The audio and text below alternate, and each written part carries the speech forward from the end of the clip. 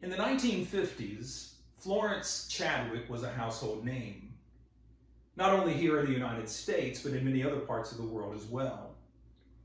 The San Diego native was a long-distance, open-water swimmer, which means that she swam incredible distances in the ocean.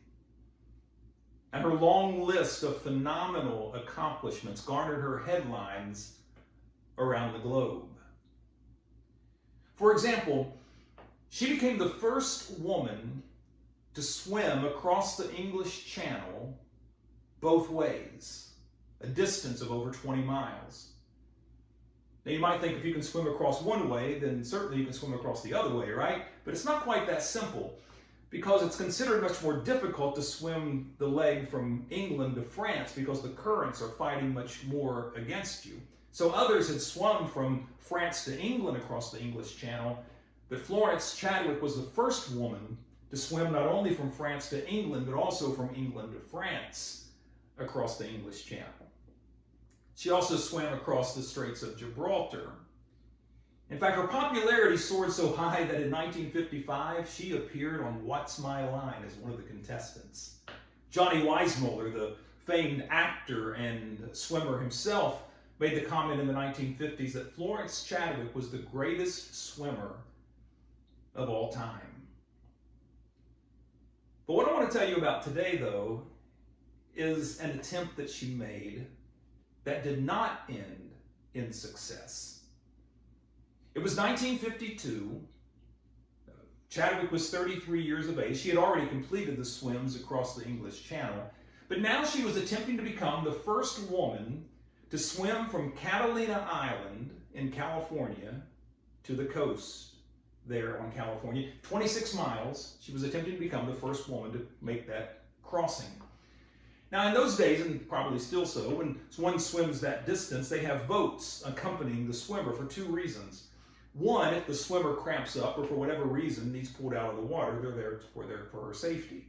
And secondly, too, the people on board those boats, some of them are armed with rifles to shoo away any sharks.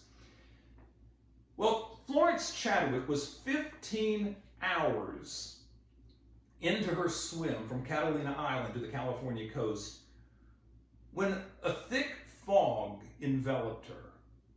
She could hardly see 10 feet in front of her, or even the boats that were surrounding her. And she began to cramp up, and pain began to rack her body, and she even told those with her that she couldn't continue on, that she thought she might need out of the water. Her mother tried to encourage her to keep pressing on, that it wasn't a whole lot farther, to keep going. But after a little while, Florence Chadwick finally said that she just couldn't go on any further. And so those who were with her pulled her out of the water. Well, as they all continued then in the boats, do you know what they discovered? After they broke through the fog, they found out that they were just a half a mile from the California coast. That if Florence Chadwick had just pressed on for another half a mile, she would have made it. They didn't realize they were so close. She was interviewed a little while later, and she made this comment. She said, "I don't want to make an excuse, but I think that if I could have seen the shore, I would have made it."